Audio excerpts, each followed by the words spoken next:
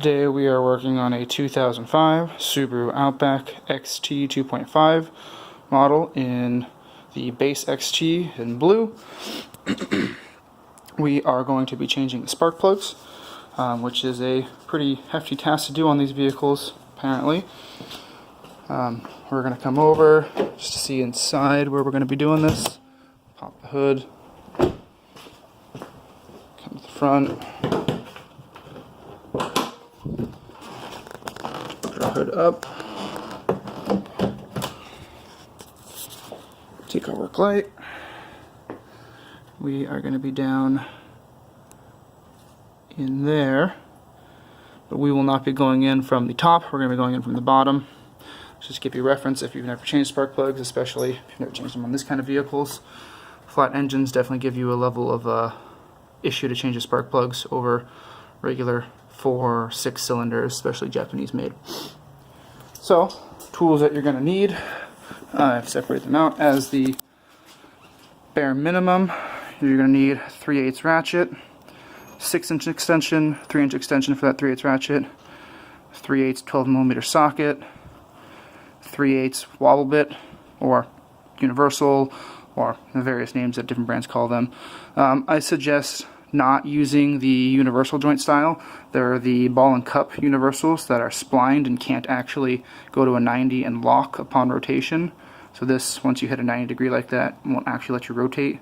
The ball and cups will let you rotate at any angle of availability it has. You're also going to need a 5/8 spark plug socket. This one is a magnetic. I don't like the gasket type. I've repeatedly had gaskets stick to my spark plugs and cause a hassle to get them off. So I use the magnetic type instead. There's no ability for it to get damaged the same way. It looks like actually I broke the magnet inside of mine. Well, that's what you get after changing 50 spark plugs. You're going to need your new spark plugs. You're going to want, I prefer, you can use whatever you want. I prefer the NGK Iriduims. I went with the laser platinum Iriduims. These were $13.50 a piece at AutoZone. Over here at my local AutoZone, I visit them a lot, and the retailer was kind enough to knock $10 off of my $57 purchase of spark plugs, as I'm there basically every other day. Something you might notice when you go to grab these spark plugs, if it's your first time changing this type of spark plug, these are a decent bit longer than a regular spark plug, about twice the thread length.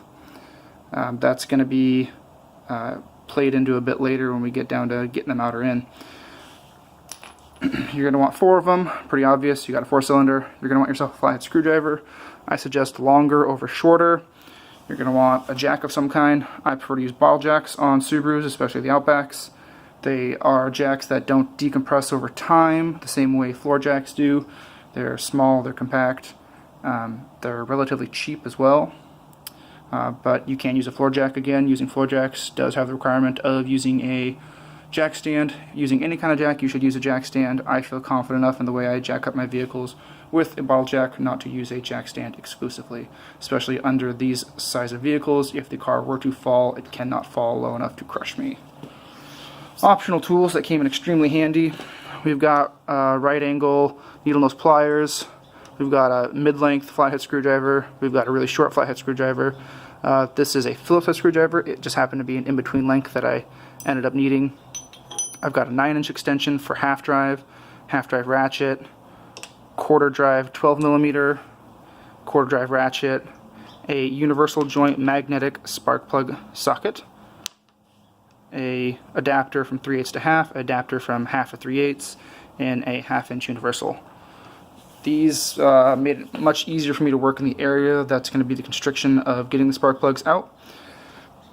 The universal spark plug socket was extremely useful. It made it so I didn't have to get a second 3/8 universal. So this is just a 3/8 universal spark plug socket.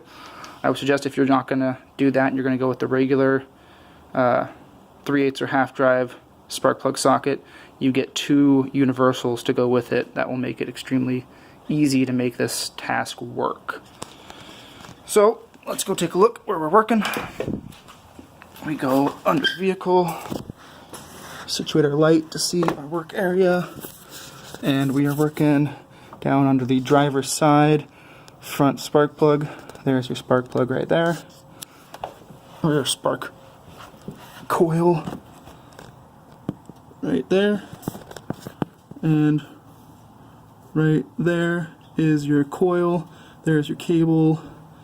On the left hand side, on the driver's side, if you're laying under, so towards the front of the engine, there's a 12mm bolt right up under this finger. You can kind of see it if I move the light enough. Right there, a 12mm bolt. You're going to undo that. It was much easier with a quarter drive 12 and a quarter drive ratchet. You're then going to come to your plug right there. There's a standard thumb clip. You're going to want to push that in. I suggest pushing in with your finger. It pops itself.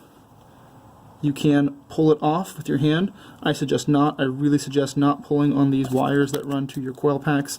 They are only crimped into these fittings, and if you break them, you're going to be doing a cable patch job to replace this or to fix your cables. I suggest using that longer flathead screwdriver we have and popping it free like that. Mine are coming off pretty easy because I already undid them yesterday to do this job. Once you get that off and your bolt loose, you're going to use that long flathead screwdriver. You're going to come up under any part of the coil and you're just going to kind of pry it loose and it'll pop off of its spark plug. The coil will come out. This coil comes out pretty easy.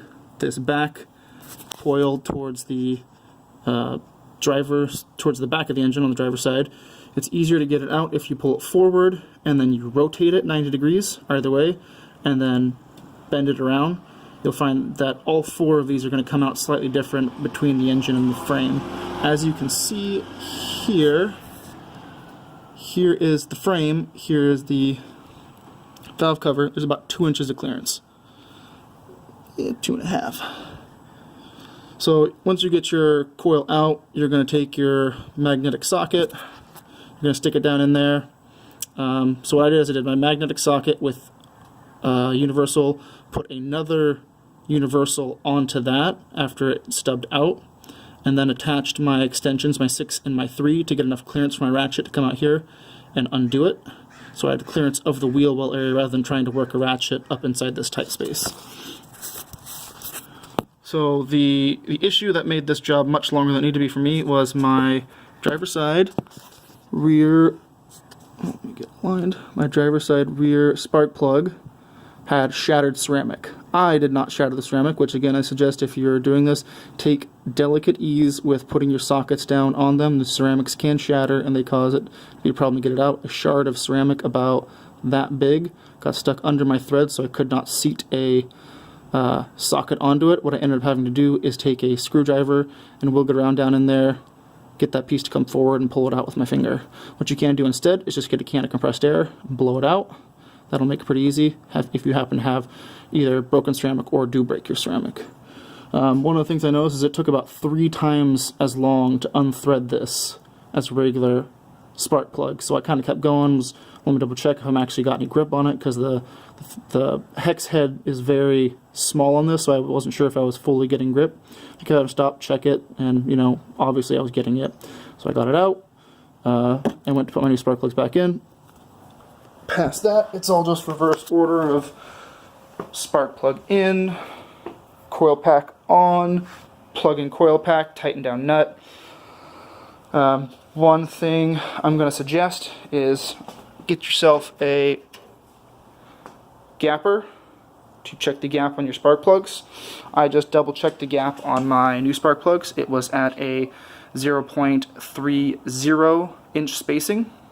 The spec is 0.028 to 0.031 per the Haynes manual for the 2005 Outback XT turbo model. When I got my spark plugs out, as you can see, there's my shattered one. I got my spark plugs out. They are all gapped between 0.044 and 0.047. So they are plus 50% of the rating of these gaps. And that's kind of why I decided to go and do this. I had some idle issues where the car kind of felt like it had a little bit of a jitter at idle, kind of slightly off balance. And under acceleration there was just a slight feeling of a misfire, not a full misfire, more of like a half fire, like a cylinder was igniting but it just wasn't doing quite enough. Ended up having to do my spark plugs. So if you have any issues where you feel like your idle is just slightly off and you know there's no problem with vacuum, it's not wobbling, it's idle, you know there's no problem with fuel delivery, you've got premium fuel in it for these turbo models, I'd say take a look at your spark plugs. It's a hassle to get one out, but if you do have the time, take one out, check the gap.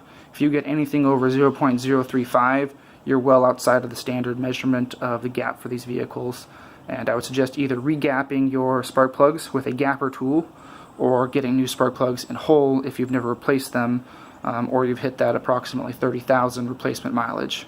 As I just noted, the replacement mileage for these spark plugs is 30,000 miles per the Haynes manual. And that about wraps this up. Suggestions I would make is, again, 2 sets of universals, either in 3/8 or half, whatever drive you're using. I suggest half or 3/8, not half. Half is much harder to work with in that space. 3/8 is about the right size. And pretty much spend the time to get it done right. Don't call it quits halfway through and say 1 or 2 plugs is good enough. If you know what you're doing, you know it's a bad idea. Yeah, that's about it.